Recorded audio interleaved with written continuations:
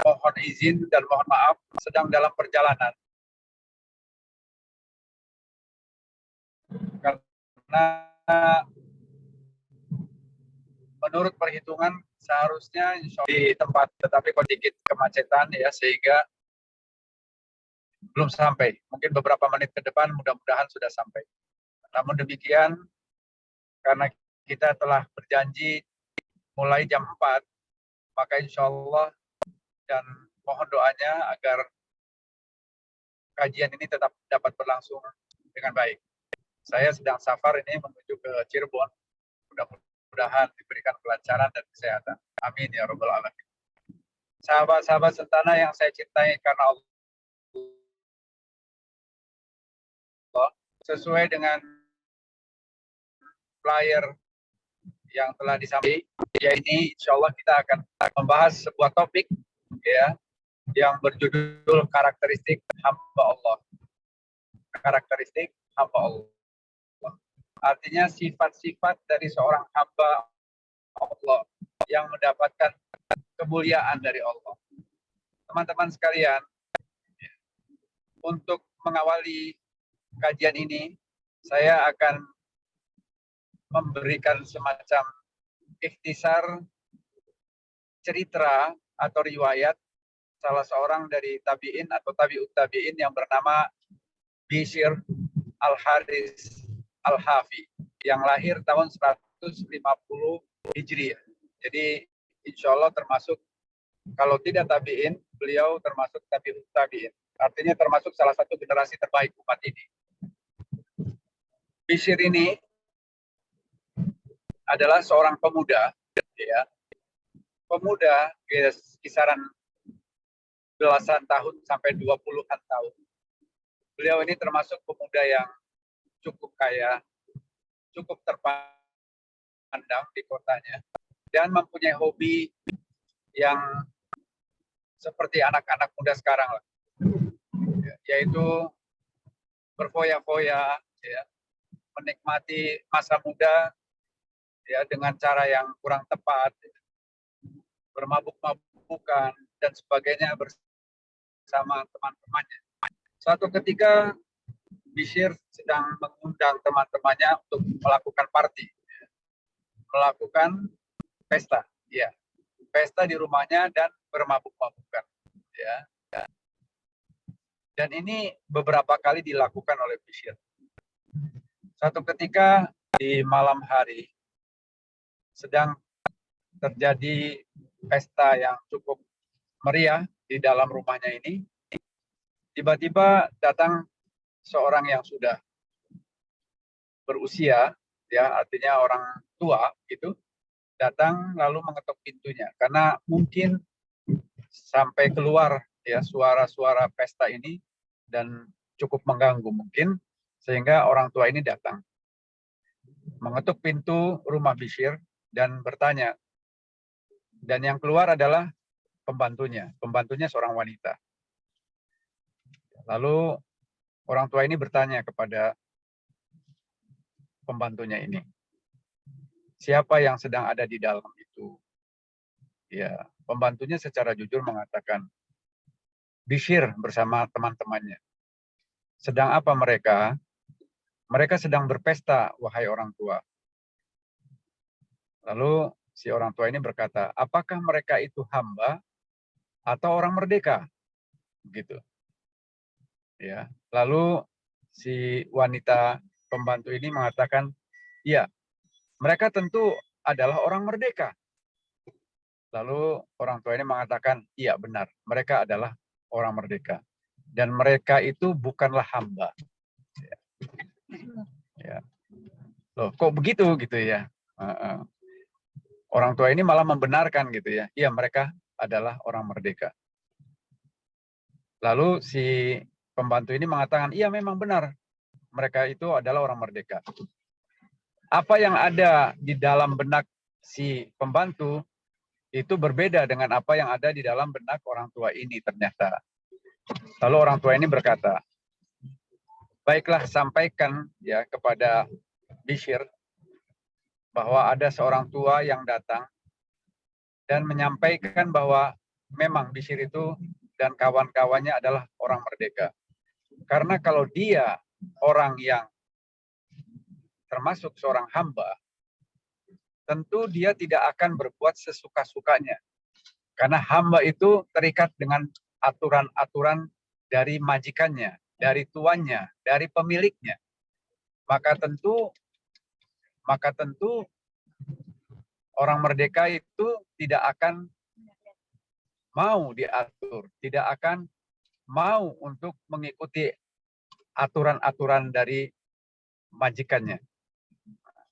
Sampaikan kepada Bishr, ya. Setelah itu orang tua ini berjalan, meninggalkan rumahnya.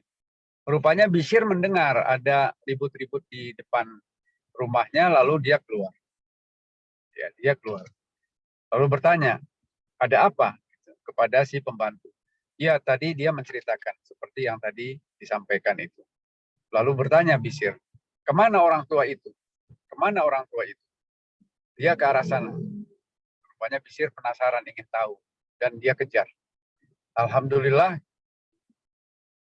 ketemu. Ya. Lalu Bishr bertanya, wahai orang tua, apa yang kamu sampaikan tadi? Tolong ulangi. Lalu orang tua itu pun bertanya, apakah kamu tadi sedang melakukan party dan sebagainya? Iya. Dan ini kebiasaan kami, gitu kan. Lalu orang tua juga mengulang apa yang disampaikan kepada pembantu yang wanita tadi. Kamu ini adalah orang merdeka, maka kamu berlaku sesuka-suka kamu. Dan kamu bukan seorang hamba. Karena kalau seorang hamba, tentu dia akan mengikuti apa-apa yang menjadi aturan-aturan yang harus dilakukan oleh seorang hamba. Qadarullah, alhamdulillah, hidayah sampai kepada Bishr. Rupanya Bishr memahami makna dari kata-kata orang tua itu. Maka lalu Bishr memegang tangan orang tua itu dan berkata, jazakallah khair, terima kasih banyak, engkau telah mengingatkan. Dengan hidayah, Bishr mampu menangkap makna dari apa yang dimaksud dengan hamba itu. Kemudian Bishr kembali ke rumahnya, dan dia berkata kepada teman-temannya, wahai teman-temanku, sejak ini aku tidak lagi menjadi orang merdeka. Sejak hari ini, aku akan meninggalkan segala atribut-atribut kemerdekaanku sebagai seorang manusia. Karena aku ternyata seorang hamba. Maka sejak itu, Bishr Al-Haris bertaubat dan belajar ilmu, ya, tentu ilmu agama, ya, sampai akhirnya mempunyai tekad yang tidak. Tekad itu adalah dia menanggalkan segala kemewahannya dan dia bertelanjang kaki. Dia lempar sendalnya dan dia mengatakan, aku hamba. Aku hamba. Ya. Dan sebagai seorang hamba, tentu aku harus bersikap rendah hati. Aku harus bersikap betul-betul menghambakan diri kepada pemilik hamba ini, yaitu Al-Khaliq. Maka dia bertekad dan dia lemparkan sandalnya, dan sejak itu dia tidak menggunakan sandal. Kemana-mana dia bertelanjang kaki. Maka salah satu sebutan dari Bishr Al-Haris ini adalah Al-Hafi. Ya, jadi Bishr Al-Haris Al-Hafi. Al-Hafi artinya orang yang senantiasa bertelanjang kaki. Dan dia menjadi ulama besar dan menjadi salah satu guru dari Imam Ahmad Ibn Hanbal. Salah satu mazhab, ya, salah satu mazhab Hambali, ya, yang kita ikuti dari keempat mazhab yang ada di dunia ini. Sahabat-sahabat yang saya cintakan Allah, demikianlah, ya, seseorang yang telah mampu menghayati, ya, yang mampu menangkap makna apa itu yang disebut dengan hamba. Maka contohnya adalah Bishr Al-Haris Al-Hafi. Sahabat-sahabat yang saya cintai karena Allah, kita lihat hamba, ya, adalah seseorang yang betul-betul mempunyai kedudukan yang rendah. Kita lihat praktek-praktek yang ada di negara kita, ya, khususnya di daerah-daerah yang masih menganut, ya, kesultanan atau kerajaan ya yang sekarang ada, itu masih ada istilah hamba ya. Ya, itu kita bisa melihat bagaimana mereka ya, mendudukan dirinya kepada seorang raja. Sampai datang pun itu tidak berani berdiri. Sampai datang pun dia sedikit untuk duduk di bawah dan bergerak seperti mengesot gitu ya. Karena dia mendudukan kedudukan raja itu di atas yang jauh daripada kedudukan dirinya sebagai seorang hamba. Tidak hanya itu, ya, kita analogikan dengan bagaimana sebagai pegawai misalnya, teman-teman setana misalnya ya, sebagai pegawai saja, bukan hamba, pegawai. Ya, itu saja kita harus ikut aturan perusahaan misalnya ya, aturan dari pemilik perusahaan. Bayangkan meskipun ya seorang pegawai ini adalah orang yang sangat pandai, cerdas ya. Tetapi kalau dia tidak taat kepada aturan perusahaan, kira-kira apa yang akan dilakukan oleh si pemilik perusahaan atau direktur? Ya.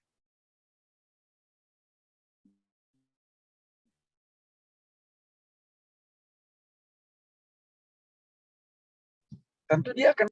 Nah, demikianlah kedudukan. Iya.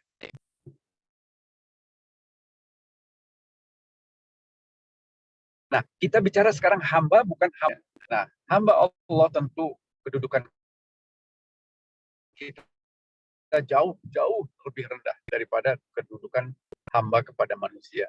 Karena Allah yang mencipta.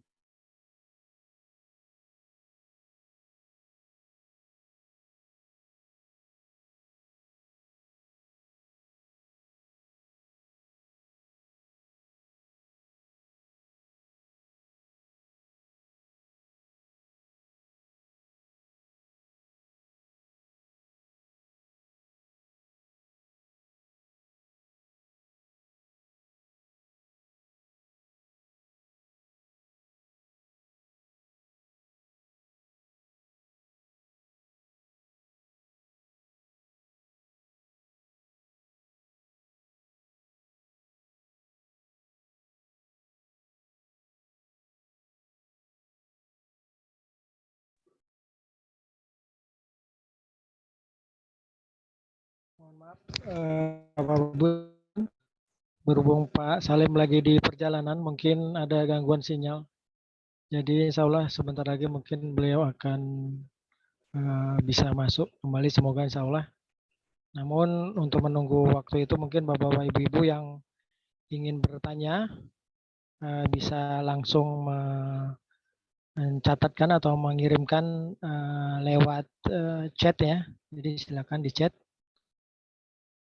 Jadi sepertinya sudah mulai masuk Pak Salim.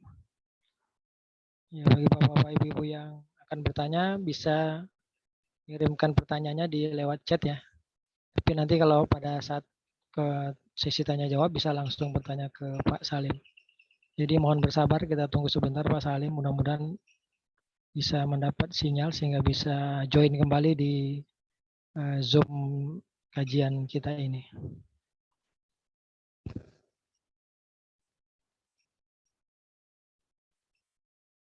Baik, alhamdulillah sudah tersambung lagi ya, Mas Samsul. Silakan Pak Salim, silakan. Bisa dengar? Oke ya. Bisa Pak, bisa. Jadi, baik. Baik. Mohon maaf ya, inilah keterbatasan teknologi ya, kalau di perjalanan tidak stabil sinyalnya, mohon dimaafkan. Nah, jadi teman-teman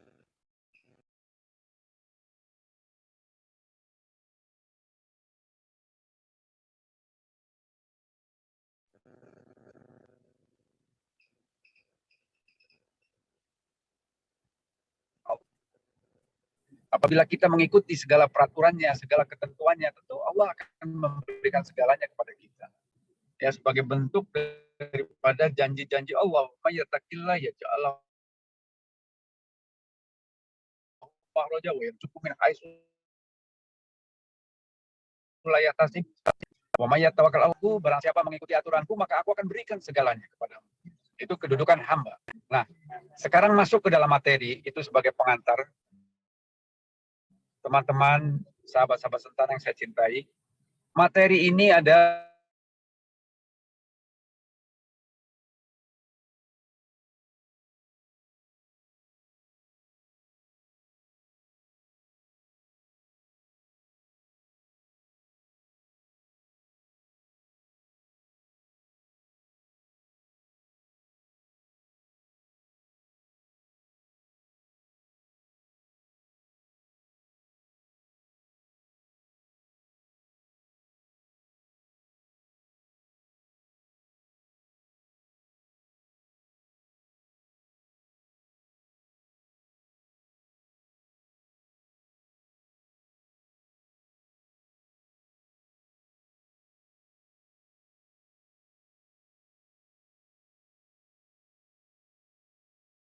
adapun hamba-hamba Allah itu adalah orang-orang yang berjalan di muka bumi dengan rendah hati. Dan apabila orang-orang bodoh menyapa mereka dengan kata-kata yang menghinakan, maka mereka akan membalas dengan ucapan salam. Ya. Ini ayat 63 dari surat Al-Furqan, surat ke-25 ayat ke-63.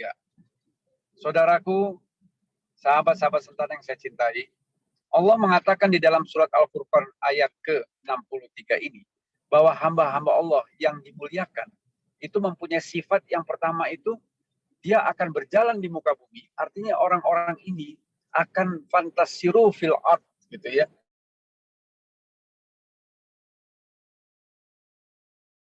Akan diperintahkan untuk effort, memiliki upaya, memiliki usaha, ya. Bukan orang yang pasif, orang yang aktif, ya. Aktif dalam hal apa? Aktif dalam hal mendapatkan apa? Mendapatkan karunia Allah. Ya. Jadi Allah memerintahkan hamba-hamba Allah yang mendapatkan sifat-sifat kemuliaan sebagai seorang hamba itu adalah fantasiru fil ard, berjalan di muka bumi. Ya, orang yang mempunyai upaya, orang yang optimis dalam menghadapi itu. Kemudian optimisme ini itu diikuti dengan sifat yang kedua, rendah hati. Ya. Rendah hati ini tentu adalah lawan daripada apa? Kesombongan. Ya, benar ya. Jadi orang-orang yang mempunyai sifat sebagai hamba Allah yang dimuliakan Allah, dicintai Allah itu, orang-orang yang optimis berjalan di muka bumi untuk mendapatkan karunia Allah, disertai dengan sifat tidak sombong, ya, yaitu rendah hati. Ya. Seseorang sebagai seorang hamba yang diperintahkan untuk rendah hati, ya, tentu dia akan selalu mencoba untuk menjauhi sifat sombong. Dan cerita tentang kesombongan ini begitu banyak ayat-ayat di dalam Al-Quran yang bercerita tentang Allah murka, melarang hambanya ini bersifat sombong. Kenapa? Karena sombong ini salah satu dari sifat asli yang dibawa oleh iblis. Laknatullah alaih. Ya, iblis terlaknat. Bagaimana iblis ya? Di dalam surat Al-Baqarah ya, surat 2 ayat 34 itu Allah memerintahkan ya, iblis atau jin ya, sebutnya iblis itu adalah bangsa jin ya, untuk malaikat juga bersujud kepada kamu. Tetapi iblislah yang mau ya, dan iblis abawa wastakbar. Iblis itu sombong dan untuk mengikuti perintah Allah dengan apa? Ana khairu min, aku lebih baik daripada dia. Padahal yang menciptakan iblis juga Allah, yang menciptakan Adam juga Allah, dan Allah pasti lebih tahu tentang itu. Maka kalau Allah memerintahkan, bagaimana mungkin iblis merasa lebih tahu dari Allah? Bahwa dia sebagai makhluk yang tercipta dari api merasa lebih baik daripada makhluk yang namanya Adam yang tercipta dari tanah. Tapi demikianlah kesombongan sudah menjadi bagian daripada sifat iblis. Maka Allah sangat melarang kita untuk menjadi orang yang sombong. Hadis Nabi juga mengatakan barang siapa yang ada sifat sombong ya, di dalam hatinya, maka dia tidak akan mencium bau surga. Meskipun sombong itu sebiji sawi atau sebesar zarah. Zarah itu semut sebetulnya. Bahasa Arab zarah itu semut, ya, semut yang kecil. Gitu. Tapi itu bukan berarti semutnya, tetapi itu untuk mengungkapkan, menggambarkan kecilnya.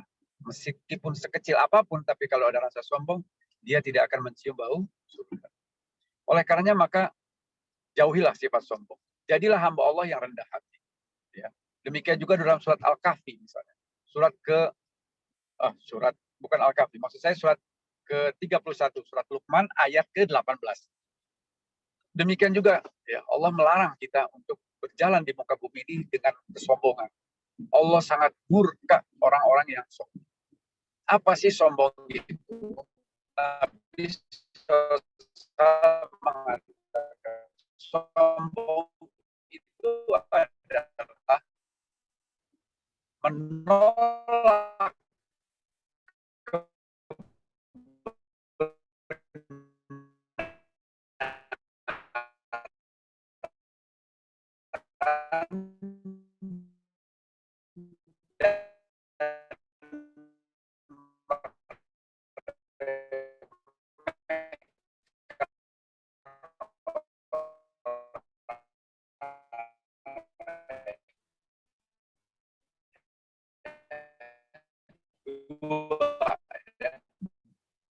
pengertian sombong itu yang pertama menolak kebenaran, yang kedua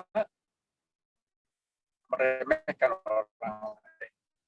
Menolak kebenaran artinya apabila telah sampai hujjah, telah sampai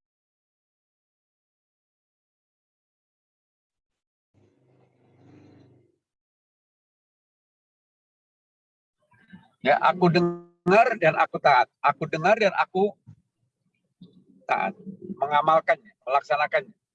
Itulah sikap seorang muslim, seorang mukmin, dan itu ada di dalam surat 24, surat An-Nur, ya, surat ke-24, surat An-Nur ayat ke-51. Itu perintah. Ya, sami'na wa ata'na. Ya.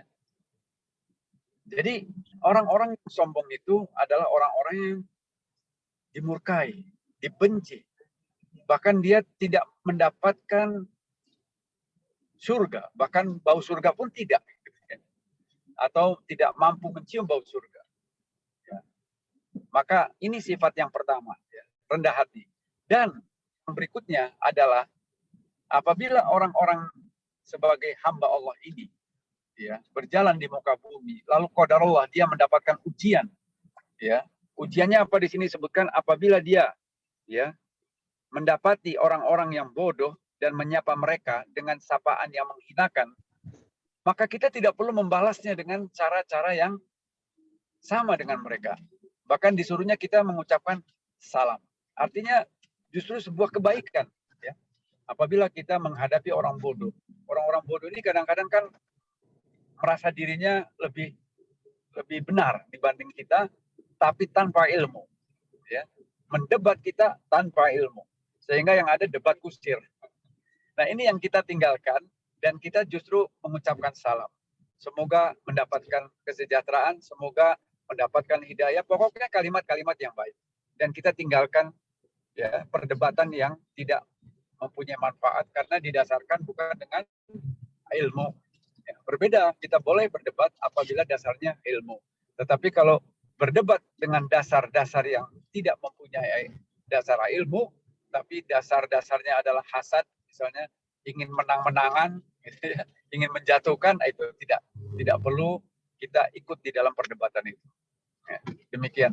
Nah, kemudian yang berikutnya, ya, di ayat ke-64, ya, dan orang-orang yang menghabiskan waktu malam mereka dengan beribadah kepada Tuhannya dan mereka bersujud dan juga berdiri. Ini artinya kurang lebih adalah kita tahu demikian di dalam surat Al-Isra, surat ke-17 ayat ke-79, yaitu perintah untuk melakukan sholat tahajud. Melakukan sholat tahajud. Ya. Jadi sholat tahajud ini adalah sholat sunnah yang paling utama. Ya. Sholat sunnah yang paling utama. Dan Allah menjanjikan kedudukan yang sangat terpuji untuk orang-orang yang melakukan sholat tahajud ini. Ya, jadi hamba Allah yang dicintai Allah dan diberikan sifat-sifat kemuliaan itu adalah karakteristik yang ketiga, itu adalah orang-orang yang senantiasa berusaha untuk melakukan sholat tahajud, sholat malam, terutama di sepertiga malam. Ya, Allah memuji mereka dan memberikan janji tempat kedudukan yang mulia di sisi Allah. Maka kita coba, ya. Kalau belum, kita paksakan untuk menjadi biasa. Ya. Tetapi kalau kita melakukan itu, saya mengingatkan kepada diri saya dan teman-teman, sahabat-sahabat saya yang saya cintakan Allah, jangan lalu kita menjadi ria. Ini penyakit berikutnya. Ya, ini hamba Allah itu yang rendah hati itu juga disertai dengan keikhlasan. Ya. Jangan sampai kita terkena penyakit ria. Ya, apa itu? Ingin dipuji-puji. Sehingga kalau kita melakukan tahajud lalu kita cerita-cerita. Lalu kita pasang status tuh di WA kita. Ya, itu nggak perlu gitu. Karena ya, amalan-amalan unggulan seperti ini adalah antara kita dengan Allah, antara kita dengan Tuhan yang Maha Kuasa ini, ya. Tidak perlu untuk dipamer-pamerkan sehingga dikhawatirkan tidak mendapatkan nilai di hadapan Allah.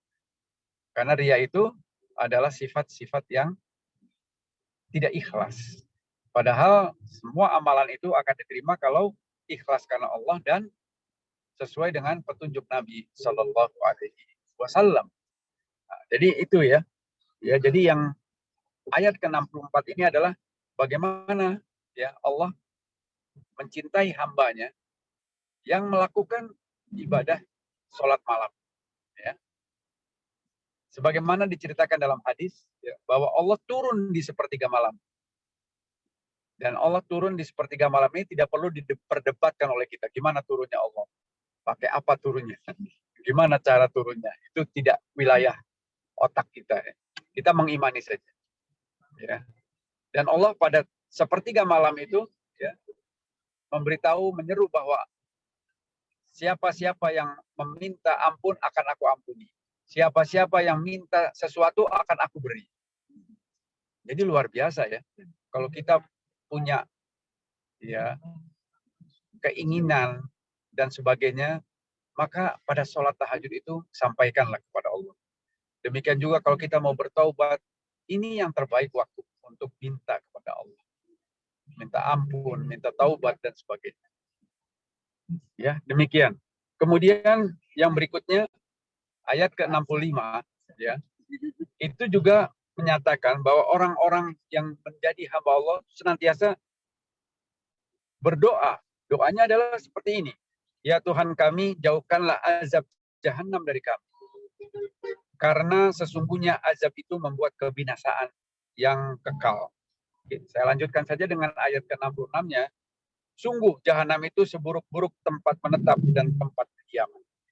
Jadi seorang yang mengaku dirinya hamba Allah, selalu dalam dirinya ada dua hal, khauf dan raja. Khauf itu takut, takut kalau amalannya itu tidak diterima. Takut kalau Allah menempatkan dia ya pada akhir daripada tujuan akhir ya di akhirat itu adalah neraka jahanam. Jadi rasa takut itu. Ya, bagaimanapun juga kita ini tidak pernah tahu apakah amalan kita ini termasuk amalan yang diterima atau tidak. Gitu. Apakah dosa kita ini jauh lebih banyak daripada amalan-amalan soleh kita atau tidak. Hanya Allah yang tahu. Karena Allah yang paling berhak dan memiliki kekuasaan mutlak untuk menempatkan makhluknya, mengampuninya atau tidak mengampuninya, itu hak Allah. Yang kita lakukan hanya berusaha semaksimal mungkin ya, dengan penuh keikhlasan dan sesuai dengan petunjuk Nabi SAW. Selebihnya kita serahkan dan berdoa. Ya. Maka rasa takut, khauf ini adalah salah satu bentuk bagaimana kita mendekatkan diri kepada Allah dengan ketakwaan. Nah, tetapi takut juga tidak boleh berlebihan. Ya, maka ada raja. Raja itu harapan. Ya. Kita ada khauf dan ada raja. Ya. Ya, jadi keseimbangan. Raja adalah harapan kita bahwa kita senantiasa optimis Ya, karena sekecil apapun amalan itu tidak akan lewat begitu saja. Semuanya tercatat. Demikian juga ya, tindakan-tindakan kita yang tercela pun semuanya tercatat. Maka kita berharap kepada Allah. Apalagi kalau kita pernah mendengar ada satu hadis ya, ada satu hadis bahwasanya nanti di mizan, di yaumil mahsyar nanti ada timbangan. Seorang hamba ditunjukkan oleh Allah, ya, karena setiap hamba akan berhadapan dengan Allah satu persatu, ditunjukkan tentang dosa-dosanya. Ada 99 gulungan yang sepanjang mata memandang itu gulungan itu terlihat. Dan isinya dosa semua. Sampai Allah bertanya kepada orang ini, pernahkah kamu melakukan amal kebaikan? Orang ini sudah merasa give up, sudah merasa hopeless, tidak punya harapan. Dia sampai mengatakan, tidak ada ya Allah, aku tidak punya lagi. Lalu Allah mengatakan, bahkan kamu masih punya. Lalu diambillah kartu. Ya, kalau tadi kan gulungan ya, yang panjang dan isinya padat dengan dosa. Lalu diambillah kartu, maka hadis ini dikenal juga dengan hadis bitokoh. Bitokoh itu kartu. Lalu dalam kartu itu dilihatkan kepada kita, kepada orang yang hamba Allah yang tadi itu, isinya kalimat la ilaha illallah. Artinya kalimat tauhid. Dan ternyata orang ini sangat meyakini bahwa tidak ada sesembahan yang harus diibadai dengan benar kecuali Allah, yaitu kalimat la ilaha illallah. Ya, tetapi dia banyak berbuat dosa.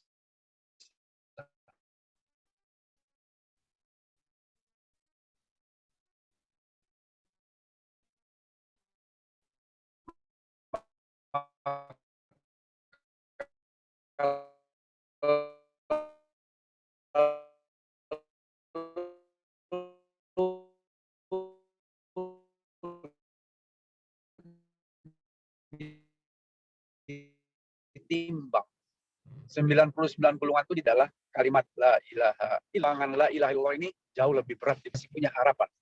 Ya, meski tapi kita amalkan la ilaha illallah ini merupakan lawan dari tauhid. Maka ternyata orang ini mendapatkan ampunan Allah. Ketakutan kita khauf, tetapi juga tetap kita optimis. Itulah keseimbangan seorang mukmin. Ya. Nah, saudaraku yang saya cintai karena Allah, maka doa daripada orang-orang sebagai hamba Allah yang berikutnya sebagai sifat atau karakteristik hamba Allah itu adalah ini, yaitu dia senantiasa berdoa untuk tidak dimasukkan ke dalam neraka, dan sebaliknya dia selalu minta dimasukkan ke dalam surga. Maka Nabi SAW pun mengajarkan kepada kita, ya, Allahumma inni as'alukal jannah wa na'udzubika minan nar. Allahumma inni as'alukal jannah wa na'udzubika minan nar. Ya, Allahumma inni as'alukal jannah wa na'udzubika minan nar. Ya Allah, aku minta surga ya Allah. Dan aku berlindung dan jauhkan, jangan sampai aku dimasukkan ke dalam neraka. Ya.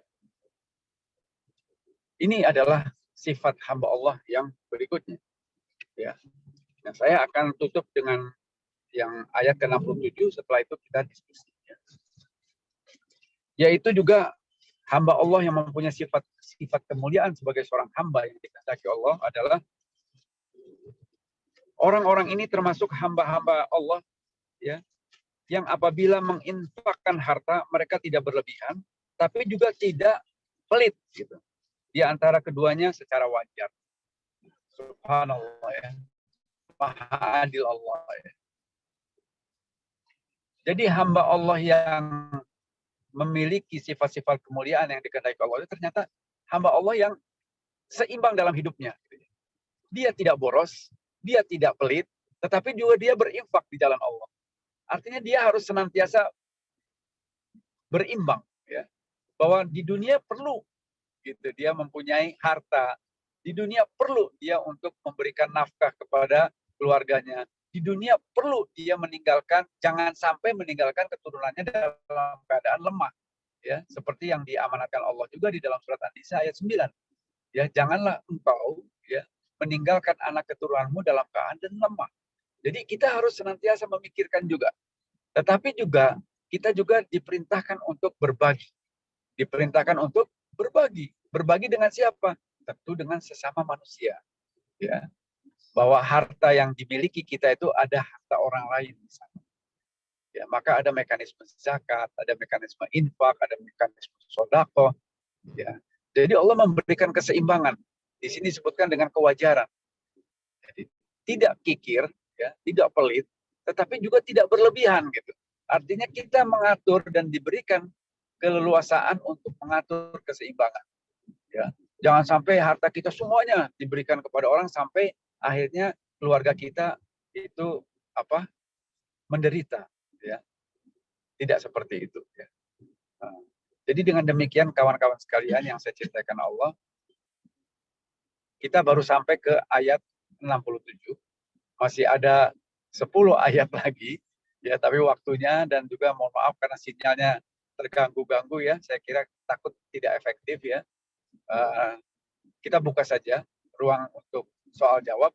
Apabila ada yang perlu ditanyakan, insya Allah semoga saya bisa menjawabnya dengan baik. Ya, tafadhol Pak Samsul untuk memimpin tanya jawab ini.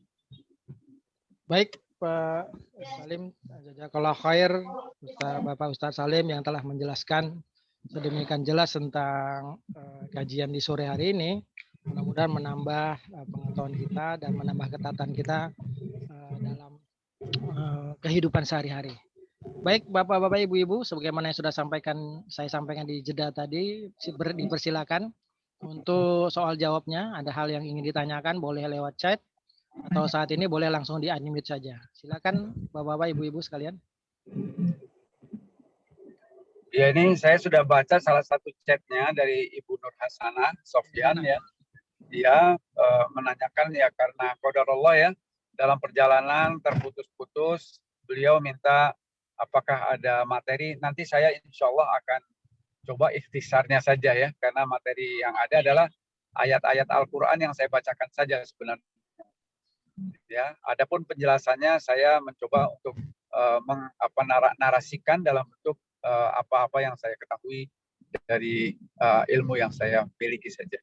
Tapi insya Allah nanti saya akan sampaikan kepada Ibu Nur Hasanah ikhtisar materi ini. Terima kasih. Ada yang lain silakan. Baik, silakan yang lain. Sebagai informasi tambahan untuk menunggu pertanyaan berikutnya, sebagai informasi tambahan Bapak-bapak, Ibu-ibu yang ingin menyaksikan ulang kajian kita ini sudah kita upload di YouTube. Jadi setiap pekan kajian itu sekitar H+2 itu sudah naik di YouTube. Kecuali memang ada hal seperti ini tadi, ada beberapa gangguan. Insya Allah nanti Ustadz Salim akan memberikan resumenya yang bisa kita share bersama. Namun demikian boleh juga bertanya lewat email atau chat atau yang lainnya di waktu yang berbeda. Tapi pada saat ini tentunya dipersilakan kami tunggu pertanyaan dari Bapak-bapak Ibu sekalian. Boleh lewat chat, boleh juga langsung di-unmute saja. Silakan ya, meskipun mohon maaf agak terganggu, tapi saya kira insya Allah masih bisa diikuti. Saya berharap teman-teman, sahabat-sahabat sementara yang saya cintai masih bisa mengikuti secara garis besar ya. Mohon maaf sekali lagi, qadarullah ini di luar perkiraan saya ya. Ternyata perjalanan ini alhamdulillah ya Allah berikan ada sedikit kemacetan ya di sana sini dan sebagainya. Tapi alhamdulillah ala kulli hal. Semua adalah qadarullah ya. Baik, silakan. Ada yang lain? Saya mungkin Pak Ustadz. Ya, tafadhol ya. Ibu Pipi ya. Silakan. Baik, terima kasih. Assalamualaikum warahmatullahi wabarakatuh. Waalaikumsalam. Pak Ustadz, tadi kaitannya dengan sifat rendah hati yang kebalikannya adalah sombong dan riya. Terkadang sebetulnya kita berusaha untuk rendah hati, tapi yang namanya iblis, setan itu kayaknya ngilik-ngilik hati nih. Jadi tanpa disadari kita membanggakan pekerjaan, membanggakan pangkat, membanggakan kepintaran dan lain-lain. Itu sebetulnya tanpa disadari gitu loh Pak Ustadz. Nah ini kadang-kadang kalau sudah begitu tuh suka ada rasa sesal. Ada rasa sesal. Yang namanya setan kayaknya gampang banget membelokkan niat hati kita gitu kan. Itu kiatnya gimana nih Pak Ustadz nih? Tolong kasih arti saya. Terima kasih. Assalamualaikum warahmatullahi wabarakatuh. Ya, Ibu Nur Hasanah ini ya. Baik, barakallahu fiik ya. Semoga Allah memberkahi Ibu dan juga keluarga dan juga kita semua. Ya, jadi memang benar, setan itu seperti yang tadi saya katakan di surat Al-Baqarah surat 2 ayat 34 memang mempunyai sifat begitu, yaitu aba wastakbar, yaitu dia sombong dan enggan gitu ya untuk mengikuti perintah Allah. Dan di surat 7 ayat 30 ayat 12 ya.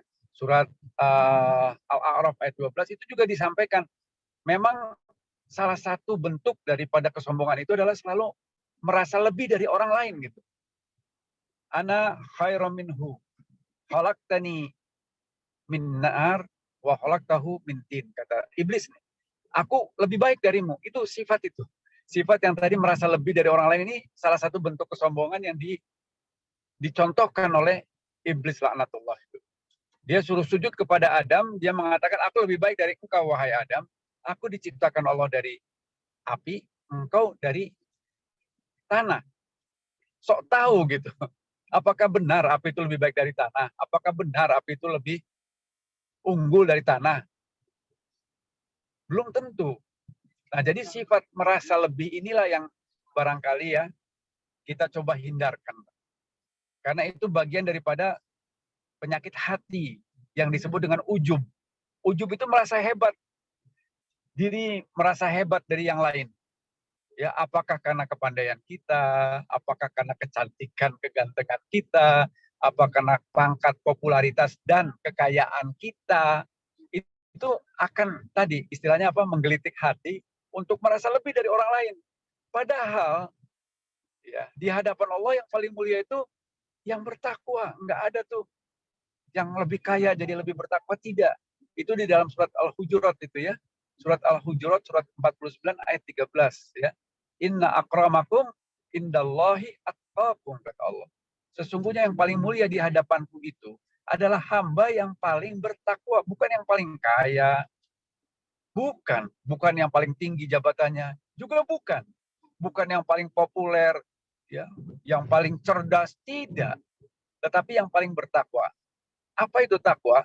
Takwa adalah secara sederhana mengikuti perintah-perintah Allah dan meninggalkan larangan-larangan Allah, itu takwa.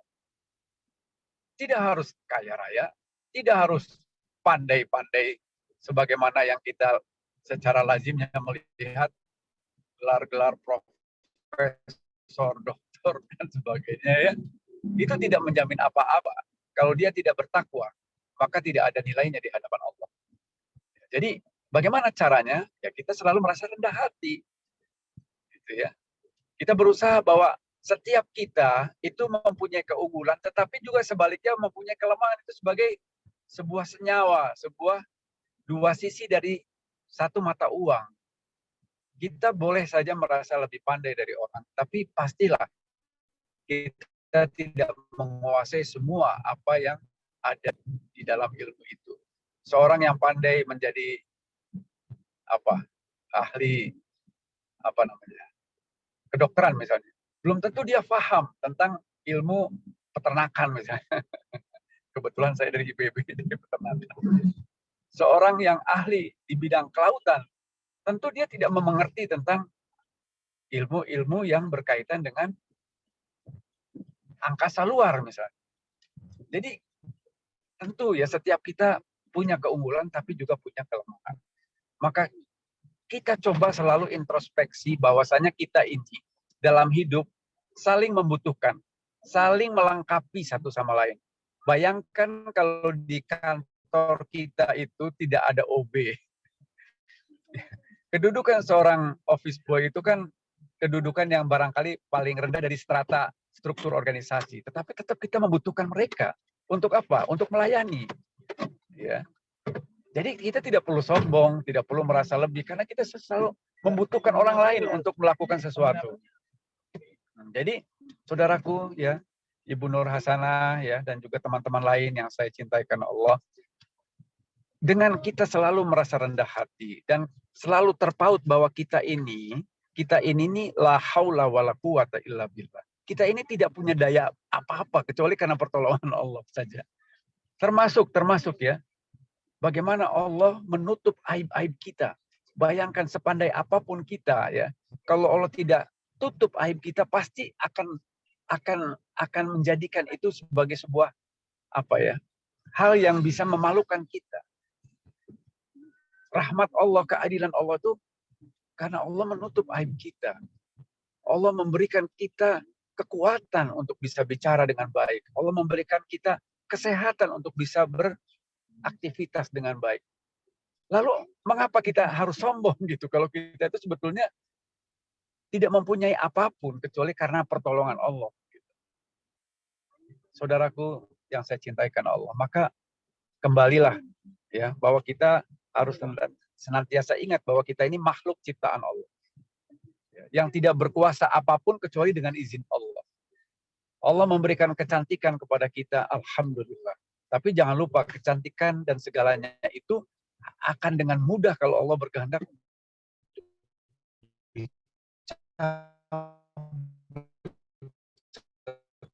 setiap waktu.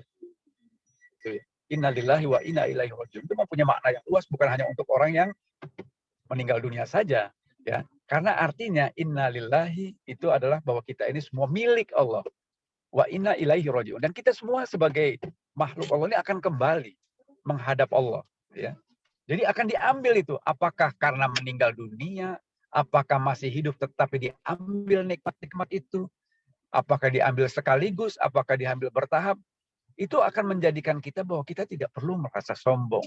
Kita tidak perlu merasa lebih dari yang lain. Karena sesungguhnya setiap waktu, apa yang kita jadikan dasar kesombongan kita, kecantikankah, kepandaiankah, kekayaankah, popularitaskah, semuanya itu bisa dengan sesaat Allah ambil. Hanya dengan kalimat kun fayakun kelar. Maka kalau kita selalu ya mengkaitkan hidup dan kehidupan kita itu hanya karena Allah saja, maka insya Allah kita akan senantiasa berhati-hati dalam hidup. Salah satu bentuk kehati-hatian kita adalah ya kita akan tidak terjerumus kepada kesombongan, yaitu aku lebih baik daripada kamu. Enggak. Ya. Kita tidak pernah tahu itu, ya. Demikianlah ya barangkali Ibu Nur Hasanah yang dapat saya sampaikan. Silakan kalau ada yang lain. Wallahu a'lam. Jazakallah khair Pak Ustadz Salim yang telah menjelaskan pertanyaan dari Bu Hasanah. Setelah Bu Hasanah ada lagi yang lain Bapak-bapak Ibu-ibu, silakan yang mau bertanya di unmute saja. Jangan malu-malu. Silakan ya, yang akan bertanya. Masih ditunggu. Silakan, Ya, masih ada kurang lebih 7 menit ya, 7 menit sampai 8 menit. Silakan manfaatkan karena majelis ilmu ini adalah majelis yang insya Allah diberkahi Allah ya. Memberikan ketenangan kepada kita ya untuk sebagai pengingat ya bahwa kita ini adalah makhluk Allah, hamba Allah yang harus senantiasa merasa terikat dengan Allah ya dan senantiasa berusaha untuk melakukan tugas-tugas kita sebagai hamba ya, bukan bos gitu. Bukan orang merdeka yang tadi dicontohkan dengan Bishir ya Al-Haris Al-Hafi ya, seorang yang orang kaya, masih pemuda, berfoya-foya, tapi alhamdulillah mendapatkan hidayah Allah sehingga dia berbalik menjadi seorang ulama besar ya, dan menjadi rujukan dari banyak orang dan ulama pada masanya. Silakan teman-teman sekalian kalau masih ada yang perlu didiskusikan, saya terbuka untuk menerima dengan senang hati. Silakan. Silakan Bapak-bapak, Ibu-ibu, silakan di-unmute saja kalau mau bertanya atau ada yang ditanyakan. Assalamualaikum warahmatullahi wabarakatuh. Waalaikumsalam warahmatullahi wabarakatuh. Izin bertanya Pak Ustadz. Iya, silakan. Berkaitan dengan godaan setan. Misalkan kita sedang sholat atau membaca Al-Quran dan ibadah-ibadah lainnya. Kadang-kadang godaan setan itu tetap ada. Apakah karena masih ada penyakit hati di dalam hati kita, sehingga setan itu tetap menggoda kita? Syukron jazakallahu. Ya, ya, wa iyyakum ya. Barakallahu fiki. Semoga Allah memberikan keberkahan ya kepada anti dan keluarga serta kita semuanya ya. Jadi memang benar setan itu akan senantiasa tidak pernah akan berhenti menggoda kita. Bahkan sampai kita menjelang ajal kematian pun dia akan berusaha menarik kita untuk menjadi temannya nanti di neraka ya tentunya ya. Maka kita harus membentengi diri kita dengan tadi kewaspadaan. Karena masuknya setan itu, kata Nabi SAW, dari dua jalan, yaitu syubhat. Ya, syubhat itu melalui logika-logika kita, pikiran-pikiran ini, dan syahwat, nafsu. Ya, syahwat ini tahta, harta, wanita, dan sebagainya itulah.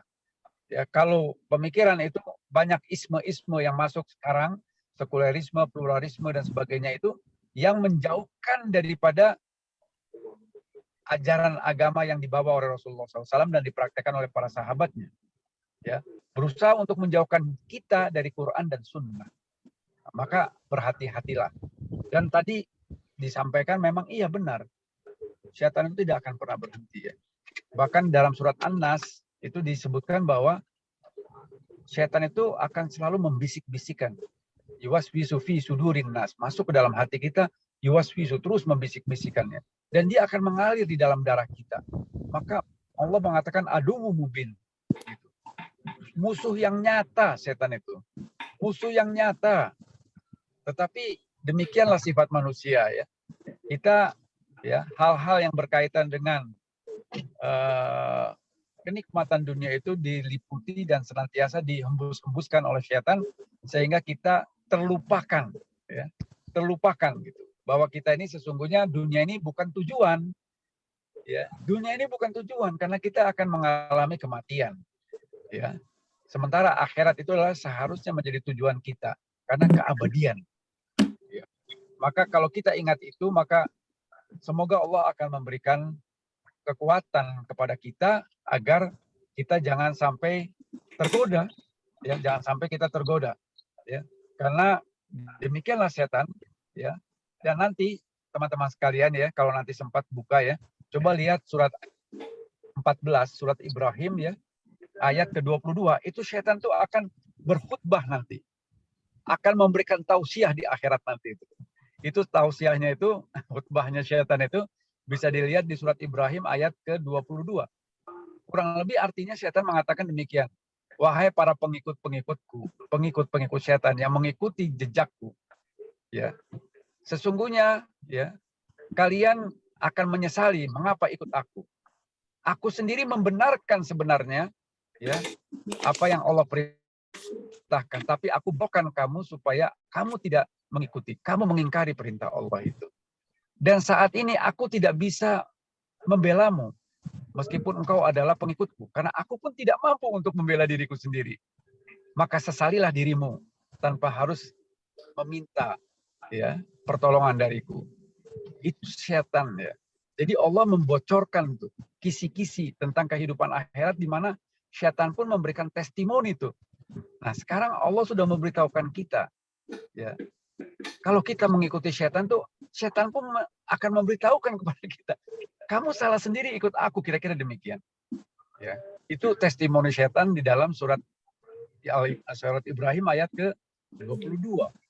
Jadi ya, tinggal bagaimana kita menguatkan diri kita, hati kita, ya, agar terus-menerus memperbaharui keimanan kita, agar jangan terperosok, agar jangan sampai kita menyesal. Karena penyesalan itu, apalagi kalau sudah kita mati, itu banyak ayat-ayat ya, surat Al-Munafikun, ya, surat ke berapa itu? 63 kalau saya nggak keliru ya, ayat ke-10.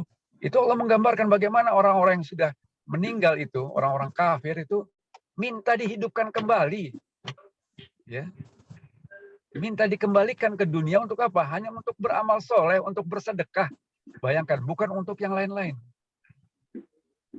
Artinya di sini, ya, kehidupan kita ini jangan sampai kita mengikuti langkah-langkah syaitan, karena kalau tidak sempat bertaubat dan kita mati dalam keadaan yang tadi ya, apakah dalam keadaan kafir, apakah dalam keadaan musyrik, apakah dalam keadaan munafik, ya, itu penyesalan tuh nggak ada gunanya. Nah, Allah mengingatkan berulang kali. Maka saya menyarankan kepada diri saya sendiri, ikutilah terus kajian, ikutilah terus ilmu, agar kita ada pengingat dan sensor hati nurani kita, sanubari kita itu pun akan membantu kita. Kata Nabi SAW, kalau kita akan berbuat sesuatu, tanyalah kepada hatimu, kan kira-kira gitu ya. Karena hati kita ini Allah berikan juga sensor kebaikan gitu. fitrahnya hati nurani inilah baik. Tetapi hati yang bagaimana juga ya, kalau hati yang sudah ya penuh dengan noktah-noktah hitam ya, tidak lagi sensitif gitu ya kepada kebenaran. Jadi hati juga harus jangan sampai kita memupuk penyakit hati. Penyakit hati itu ria. Ya, ria itu ingin memamer-mamerkan gitu ya, ingin mendapatkan pujian. Ya, kemudian sum'ah, memperdengarkan tentang apa-apa yang sudah kita lakukan yang kita anggap baik.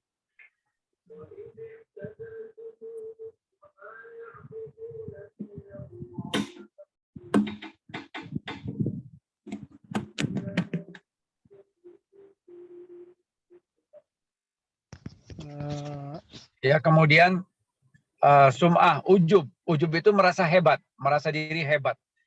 Kemudian hasad, iri, dengki, ya, sombong, itu semua penyakit hati. Dan kalau kita bicara penyakit hati, dalangnya itu adalah pasti syaitan aduwwum mubin, yaitu syaitan yang merupakan musuh yang nyata bagi kita.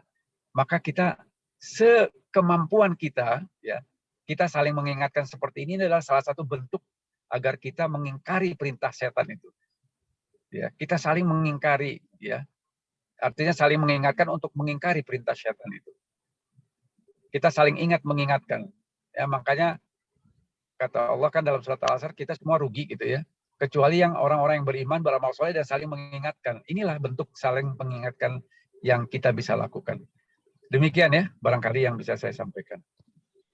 Baik, jazakallah khair atas jawaban dari Ustadz Salim. Bapak-bapak, ibu-ibu yang lain, silakan yang ingin bertanya di unmute saja. Ya, mungkin satu pertanyaan lagi ya, sudah pukul 5, kasihan teman-teman Pak yang mau. Nusirwan, silakan. Oke, Assalamualaikum Pak Ustadz. Waalaikumsalam, Pak Nusirwan yang saya hormati, silakan. Oke, pertanyaan pendek aja. Yang pertama adalah, ya perbuatan sombong itu adalah sesuatu yang benci oleh Allah. Itu pasti dibenci oleh Allah. Nah, berkaitan dengan sholat tahajud. Sholat tahajud. Kadang-kadang sholat tahajud itu biasakan, sekarang kan dunia modern, memakai teknologi, ya ada banyak grup-grup lah.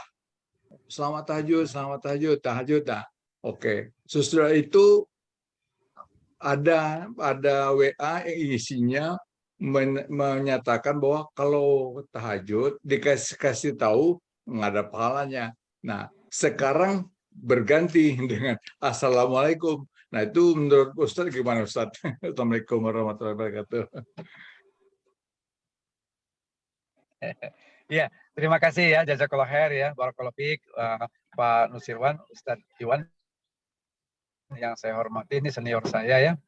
Jadi memang demikianlah ya, kalau kita mau sholat tahajud dan mengingatkan teman dan sebagainya, itu perbuatannya yang baik. Ya. Tetapi kembali kepada niat. Maka hadis Nabi mengatakan, innamal a'malu binniyah. Semua amal itu tergantung niatnya, Pak Iwan. Kalau Pak Iwan niatnya adalah untuk untuk mengingatkan, ya, membantu orang lain berbuat baik tanpa ada rasa untuk pamer, insya Allah itu sebuah kebaikan. Insya Allah itu sebuah kebaikan. Jadi innamal a'malu binniyat, tergantung niatnya. Tapi kalau niat kita ingin dipuji-puji dengan cara ya memberitahu saya nih sudah sholat tahajud, oh, itu yang tadi yang saya katakan itu kita hindari. Kenapa? Karena tidak ada pahalanya di hadapan Allah, tidak ada nilainya di hadapan Allah gitu. Ya, karena memang Allah itu mempersyaratkan ya yang namanya amal soleh diterima itu ikhlas karena Allah saja. Artinya hanya mengharapkan ridho Allah saja, tidak mengharapkan pujian dari orang lain. Ya, jadi kalau dipuji, yang saya selalu istilahkan, dipuji tidak terbang, dicela pun tidak tumbang gitu. Kenapa? Karena memang kita hanya mengharapkan ridho Allah. Tidak perlu kita takut tidak dikenal oleh penduduk bumi. Yang penting kita dikenal oleh penduduk langit. Artinya Allah dengan para malaikatnya. Demikian.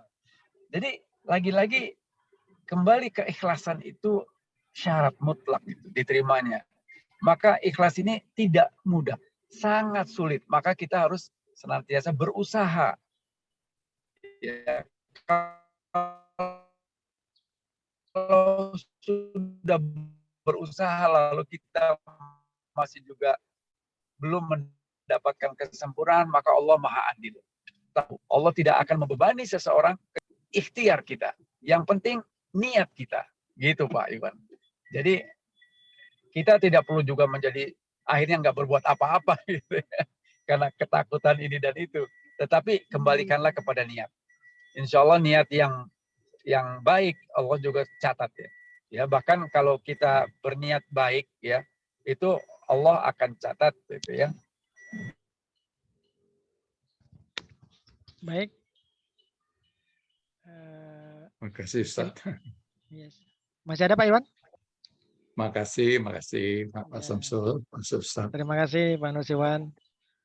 Baik, Bapak-Bapak, Ibu-Ibu, waktu sudah menunjukkan pukul 5 lewat ini. Mungkin itu pertanyaan terakhir di sesi kajian kita ini. Mudah-mudahan nanti pekan depan, insya Allah kita masih diberi umur panjang oleh Allah Subhanahu Wa Taala dalam keadaan sehat, bisa mengikuti kajian ini lagi. Dan alhamdulillah tadi sudah disampaikan panjang lebar tentang karakteristik hamba Allah yang dimana kita mengupayakan bagaimana kita bisa menyimbangkan antara rasa roja dan khauf agar ibadah kita maksimal, terhindar dari ria dan hal-hal lain yang sifatnya membuat berdosa. Ya ini silakan saya Pak Salim, closing. Ya, jadi ya closing ya. Saya pikir saya ini sinyalnya udah mulai tambah jelek nih. Ya jadi intinya Pak Nusirwan, innamal a'malu binniyat. Kita juga jangan jadi akhirnya terperangkap di dalam ketakutan akhirnya nanti takut nggak diterima, enggak juga. Innamal a'malu binniyat. Kita niatkan ya apapun menjadi hal yang nanti akan dicatat Allah ya, niat kita ya. Niat baik itu akan dicatat oleh Allah, akan mendapatkan ganjaran. Kalau dilaksanakan dapat 10 kali ganjaran. Tapi sebaliknya kalau kita niat jelek itu kalau tidak dilaksanakan ya itu tidak bahkan mendapatkan ganjaran, tetapi kalau dilaksanakan itu cuma dapat 1 gitu ya. Artinya 1 kejelekan. Jadi kalau kita niat baik, insya Allah itu bagian yang akan memberikan amal soleh kita. Ya, saya kira itu saja ya. Mohon maaf nih sinyalnya semakin kurang baik ya. Dan juga sudah jam 5 lewat ya. Jadi Pak Samsul, mohon maaf nih kali ini saya mohon maaf betul-betul mohon maaf ini di luar kemampuan saya ya. Qadarullah semuanya. Tapi mudah-mudahan tidak mengurangi niat kita untuk senantiasa mengkaji ilmu Allah ya, dan semoga Allah memberikan keberkahan ya, dan mudah-mudahan ya Allah senantiasa memberikan kekuatan kepada kita, semangat untuk terus belajar ilmu ya, karena semua kita akan ditanya itu nanti ya, dan jangan sampai kita berbuat sesuatu tanpa ilmu. Al ilmu qoblal qaul wal amal. Ilmu itu mendasari kita untuk berucap dan bertindak. Maka kalau kita melakukan sesuatu tanpa ilmu, kita akan dimintakan pertanggungjawabannya di hadapan Allah. Demikian saja ya, mohon maaf lahir batin ya. Mungkin pada kesempatan ini terganggu ya tausiah kita, dan juga barangkali ada kekeliruan dari saya mohon dimaafkan, dan saya beristighfar kepada Allah ya, yang benar hanya datangnya dari Allah. Subhanakallahumma wa bihamdik, asyhadu an la ilaha illa anta, astaghfiruka wa atubu ilaik. Wassalamualaikum warahmatullahi wabarakatuh. Sampai jumpa lagi. Terima kasih. Kalau ada yang mau mengikuti, tadi sudah diingatkan oleh Pak Samsul, bisa lihat di YouTube ya. Di alamat apa Pak Samsul tadi? Sentana Group Corporation gitu. YouTube Sentana Pak. Sentana YouTube nanti kita share. Ya. Bisa di searching. Oke. Allahumma shayyiban nafi'an. Ya Pak Robidi. Ya. Hujan, Rawasari hujan. Sudah baca Ya, doa alhamdulillah. hujan. Allahumma shayyiban nafi'an. Ya, saya alhamdulillah sudah sampai Cirebon Pak Robidi, dan keadaan baik-baik saja alhamdulillah. Masya Allah. Terima kasih banyak. Sampai jumpa. Assalamualaikum warahmatullahi wabarakatuh. Pak Nusirwan. Waalaikumsalam. Robi sehat Pak Robi. Alhamdulillah. Masih ingat saya? Lupa ya? Halo Bu. Pasti lupa. Ya sudah. Bu Sugiarti. Baik, terima kasih. Terima kasih. Ya, Assalamualaikum. Assalamualaikum warahmatullahi wabarakatuh. Ya, baik. Ya, makasih Pak Dokter. Izin live ya. Sehat. Ya, sama Pak Robi. Mari semua. Lambat tadi. Ya, waalaikumsalam.